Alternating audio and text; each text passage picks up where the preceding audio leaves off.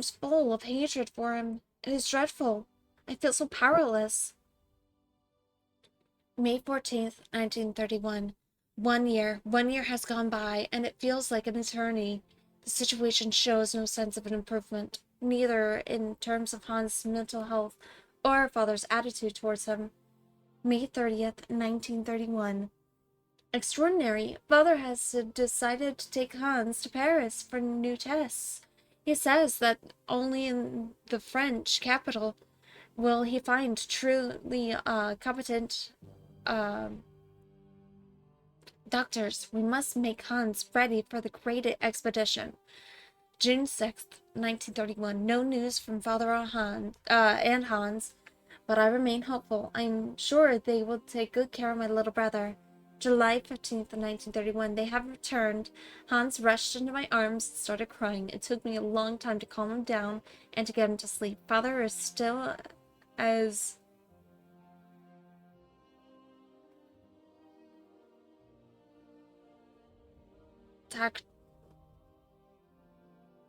taciturn. I've never seen this word. But I think that's the word. Taciturn. Um as he has before he left. The French doctors have confirmed the diagnosis. Hans will remain physically and mentally impaired. I am stunned. August 28th, 1931. The summer is coming to a close. It has been less stifling than the last. The sun has put color in Hans' cheeks. When I look at him, I have difficulty imagining that he will not change. November 16th, 1931. Father still says nothing and increasingly shuts himself away in his office at the factory. Christmas. Richard tells me that love and faith triumph over any science. I lack neither. God be praised. July 12th, 1932. Father took Hans to the factory this morning. Hans was so afraid that I accompanied them. Fortunately, Father said nothing. I fail to understand why he insisted on bringing him there. Okay, so there's going to be ads, so I'm going to pause, and I'll be right back.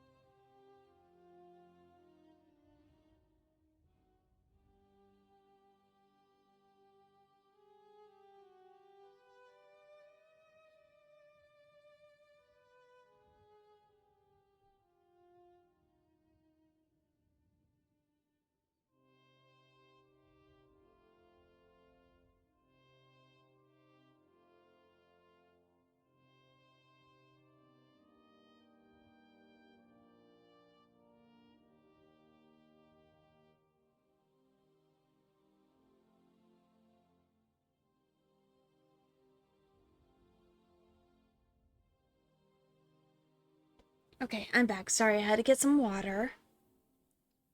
Okay. Okay, there it is. January 13th, 1932. Father left for the factory with Hans once again this morning.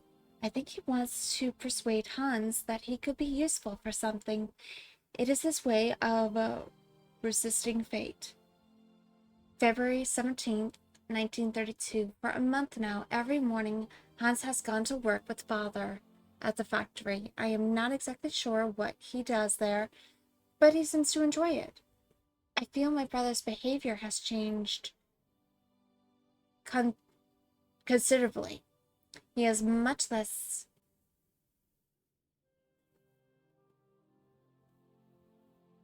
capricious.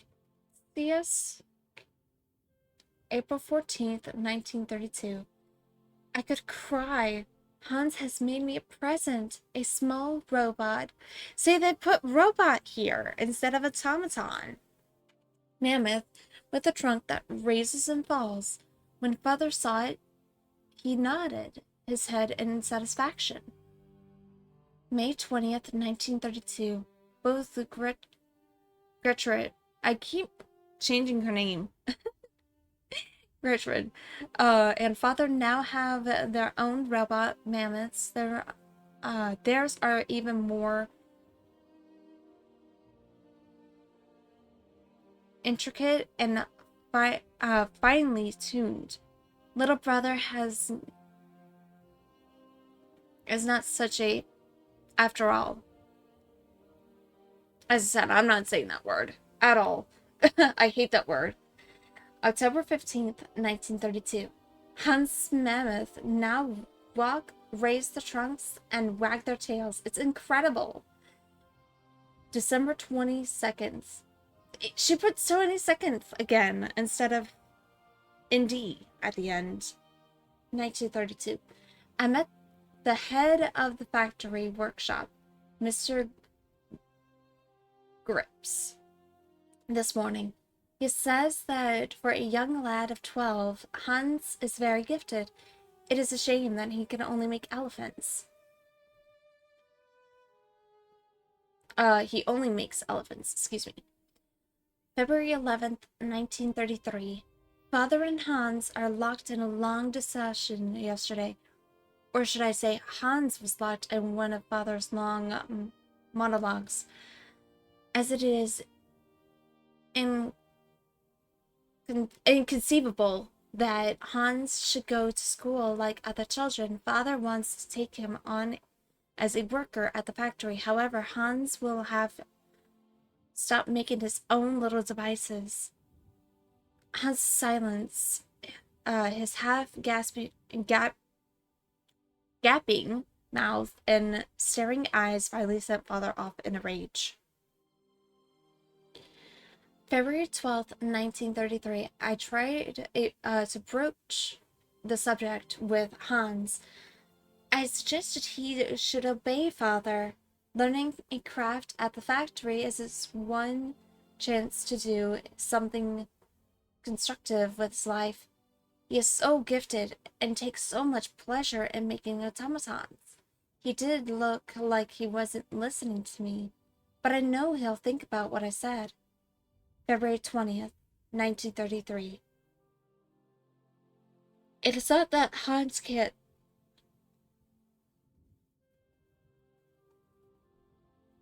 Excuse me, sorry. It's not that Hans cannot speak. It's rather that he does not. He doesn't want to speak.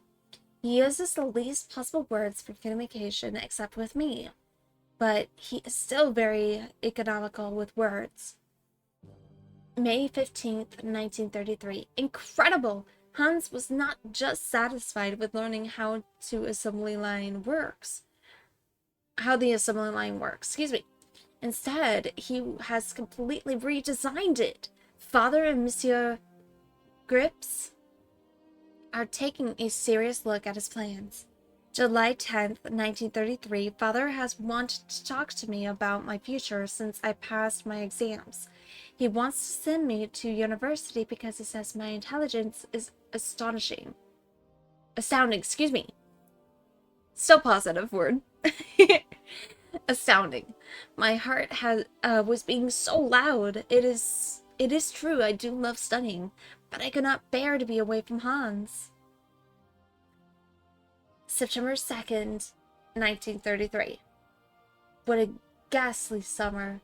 I have been permanently torn between my desire to go to university and my refusal to leave my brother.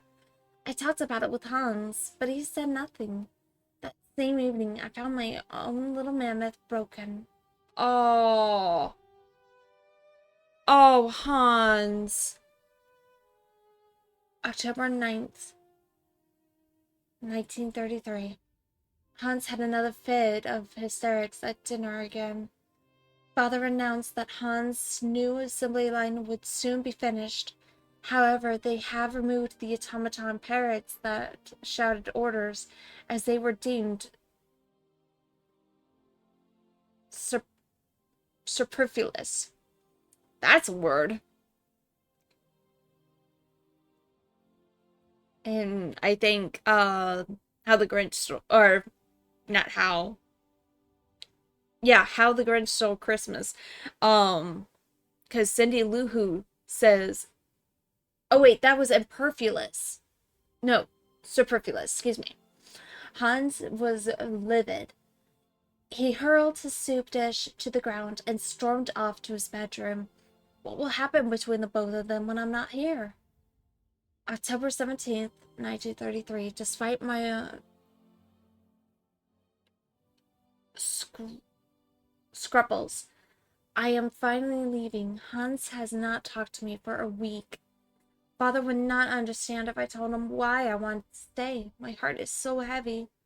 Christmas. It is so strange to be home. I had never left home for such a long time before. Once we were alone, Hans did not stop talking. Words just leapt from his mouth. How we laughed at his excitement. He presented me with a delightful little ballerina to replace the mammoth, he told me. I was so touched that I started crying. Distance had done nothing to harm the strong bond between us. September 10th, 1937. It is strange to pick up this diary once more. At first, my impulse was to tear it up, but I resisted and instead succumbed to my second desire, which was to write for a while. I am alone in my attic once more.